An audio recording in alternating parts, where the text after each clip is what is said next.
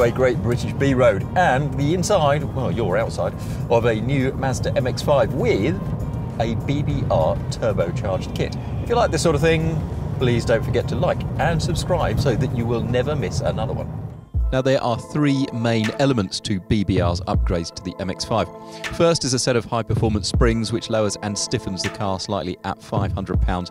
Next is a set of brake caliper upgrades to 4-piston calipers at the front at £800.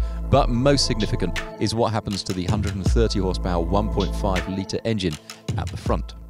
Okay, now I'm going to resist the temptation to do any willarding, but I will come over a bit 1980s Top Gear and show you the engine. Is quite attractive, isn't it? And this is the main event. It's sat well back in the chassis. You can see it's a nice twin cam engine. It's got that sort of retro look to it. But the significant thing underneath the carbon fibre cover is the large turbocharger to the right-hand side. It's really compactly put in, it's really nicely done, and it makes 210 brake horsepower and 197 foot-pounds of torque.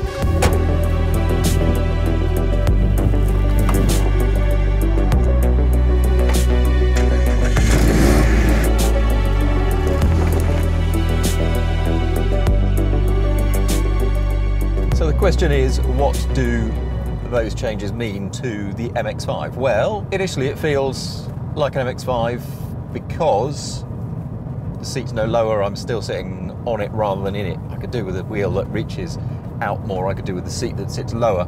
The cabin is quite compact but really nicely finished, and it doesn't take too long of tootling down the road on a bumpy little road like this to realise that the springs have had quite a nice effect. The ride is still a little bit on the bouncy side, but there is none of the sort of tippy-toedness and the real quick fall into a corner with a really rapid roll rate that is the mark of the standard MX-5. This feels much more planted, much more settled, but there's no particular loss, I don't think, in ride comfort. And all that's good about the MX-5's dynamics remains.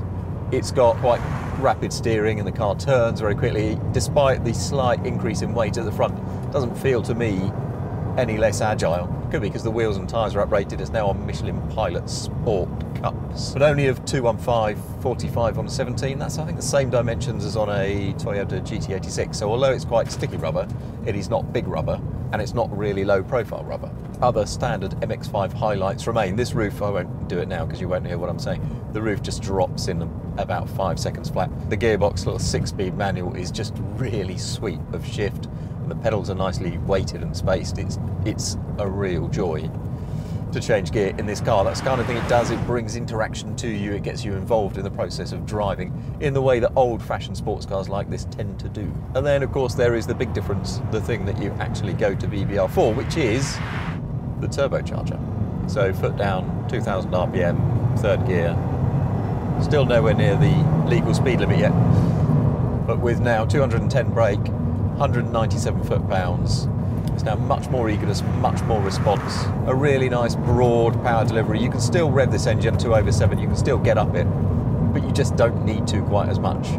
And it brings more than the naturally aspirated 2 litres oomph to what is a really pleasingly balanced chassis, while retaining all of the nice bits about the smaller engine.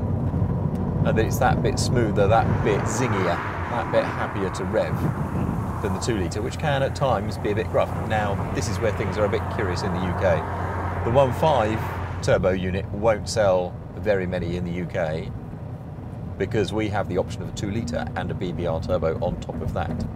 But there are markets where cars are taxed on their engine size. Perhaps you live in one where you don't get that option. You have the 1.5 or nothing, in which case this is great. This really transforms a 1.5. The step change over the 2 litre naturally aspirated is worth having, but the step change over the 1.5 naturally aspirated is mega. Brings a really, really lovely, crisp balance to this car when you're cornering. It's got overtaking urge at last. So what, if anything, is wrong with it? Well, really not very much. If you are sitting at just around 2,000 RPM, 200, something like that, which actually in 6th gear equates to around 50 miles an hour, so it's slower than most cruising speeds.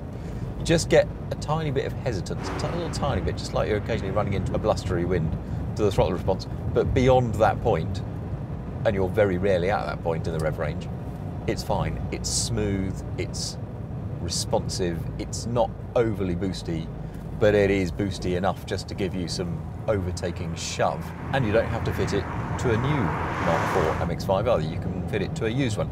Now, I don't know what price is like where you live, but in the UK, they're about 18 grand starting price, maybe a bit less, which means that by the time you put all of this kit on, you can have a sort of 25,000 quid car that does not weigh very much at all, has a really nice, strong, broad power band, likes to rev, has a smooth power band, has uprated brakes, has uprated springs and dampers, and he just feels like a compact sports car in the really pleasing traditional sense. I like that. I like it quite a lot. Would I have one over a GT86? I don't know. Maybe not. Maybe I'd go for a Toyota. But the thing about this is, of course, you can sling the roof down in 5 seconds flat. So if that floats your boat, have one of these. But either way, know that the BBR kit on the MX-5 makes for a better car and is a proper piece of engineering.